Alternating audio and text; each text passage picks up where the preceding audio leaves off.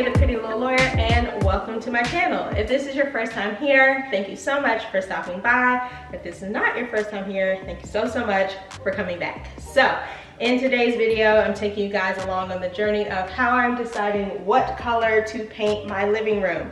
So I've already narrowed it down to 2 colors, but the swatches really weren't helping me. So I'm doing something a little drastic, and I thought I'd bring you guys along. I have on my painting clothes. First rule of painting is wear something you don't really care if it gets ruined, because if you're like me, you will get paint on and about your body. So I have on this t-shirt and these jeans that I could not care less about. And then I also always wear socks because I have a tendency to step on paint lids and paint pails on paint rollers.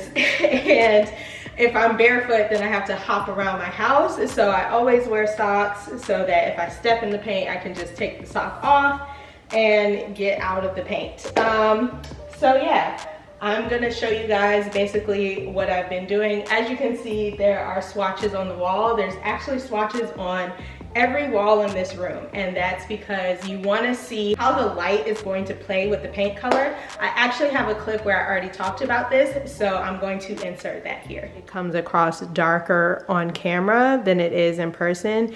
In person, it's very light, and that's why it's important to get your samples and see them in person, but also to paint them on different walls so you can see how the light hits the paint on all the walls you're going to be painting, and also to look at it at different times of day, and with your if you have recessed lighting, with that lighting on and natural light, just to make sure you absolutely love this color. Okay guys, so I've had these samples up on the wall for a couple days now, and I've done some polls on my Instagram story, so I hope you're following me over there so you're getting up to date, down to the minute updates. But if not, here we are about 3 days since I've had these up on the wall, and I cannot decide. So today I'm going to actually paint this entire wall trout gray, and I'm going to paint the other wall just Benjamin Moore gray. That way I can see them more fully and really get a sense for how they're gonna look with the floor and the sofa, because the samples are just not doing it for me. I think I've kind of narrowed it down. I think I'm probably gonna go with the trout gray, but I need to see it with the floor and the rug to make sure that it's not all gonna look like one color. And I also need to see the gray and make sure it's not too dark, because I'm feeling like it's a little too dark and it's not giving me the depth of color that the trout gray is giving me. So that's what we're doing today. Painting this whole wall and painting that whole wall. I really like the Benjamin Moore sample sizes. These were $5.99, so not bad at all. And I'm gonna use my mini paint roller to get started on this. And I hope I hit record. I did, okay. I know I said I was gonna do the whole wall, but I don't know if I have enough for the whole wall, but it'll be large enough for me to get an idea of what it's actually gonna look like. Before I start, I feel like I need to say this is not a tutorial. This is not a tutorial on how to paint. I am doing several very lazy things today. First, starting with not priming things that I should probably prime.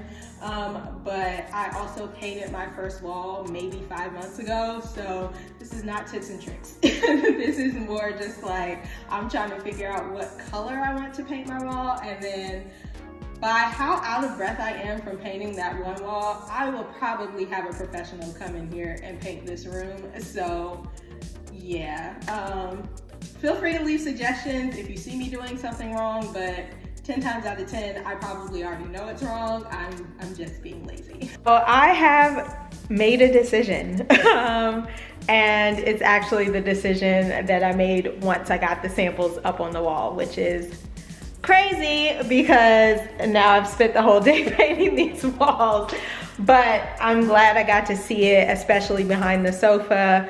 I know that I'm going to be 100% happy with this color. And when you're spending a bunch of time and also money on something like painting an entire room, you want to make sure you're going to actually love it. So I am satisfied with my choice. So now I'm going to head to Benjamin Moore. Okay guys, so I just got back from the paint store. It took me a minute to make a decision. There were lots of polls on Instagram, but a decision has been made. And the instant the decision was made, I went to the paint store and picked up the paint because the paint store closes at 4:30. I say all that to say that I have been having an extremely hard time finding this paint, starting with when I wanted to get the samples. I drove all the way out to Annapolis, which is mad far from my house, to go to this store that I know that sells Benjamin Moore paint, and it was closed at 5 p.m. And so today at 3:45, when I decided I absolutely wanted this color, I knew that if I was gonna make it to Annapolis by the time they closed at 5, like I had to leave right away. So I decided to Google like if there was anywhere closer to me that sold Benjamin Moore paint. And I learned something very interesting. Did you know that Benjamin Moore does not sell their paint in big box stores like Home Depot or Lowe's? And that's because they specifically target small, locally owned businesses to support and to provide their products through those businesses. So I think that's awesome. I'm pretty much sold on Benjamin Moore now for that reason. I actually went and picked up this paint in DC, and I met the nicest man at his paint store. The store is called McCormick Paint in DC. So if you have any paint needs, you should check them out because they're great. And I love that about Benjamin Moore. So it's already 4:45, so I'll probably be starting on this at like 5:15, and hopefully I can finish this entire room by midnight. I don't know if that's ambitious or not. My original goal was 10 o'clock, so I'm tacking on 2 hours, and I'm hoping to be finished with this room by midnight.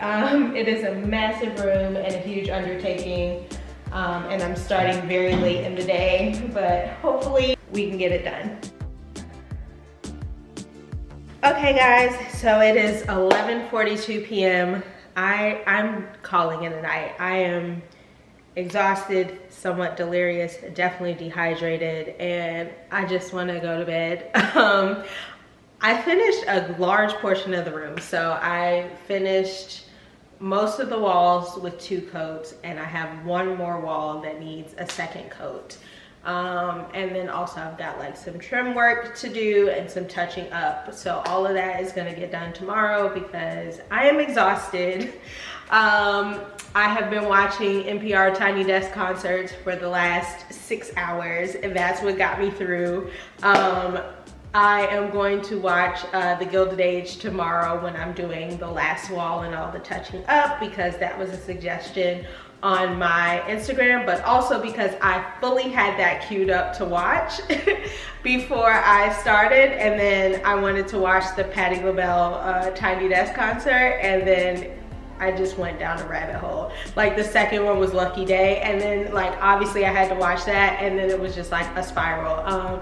So thoroughly enjoyed my entertainment for the evening, but if I were to have to do this again, I would not. I would absolutely have to hire somebody to do a room this large because it's just an insane amount of work. So yeah, 3 out of 10 would not recommend. Smaller rooms, I'm still down to paint. It was actually a pretty peaceful experience, especially with the music, but like my body hurts. So I'm gonna call it a night, and I will see you guys tomorrow.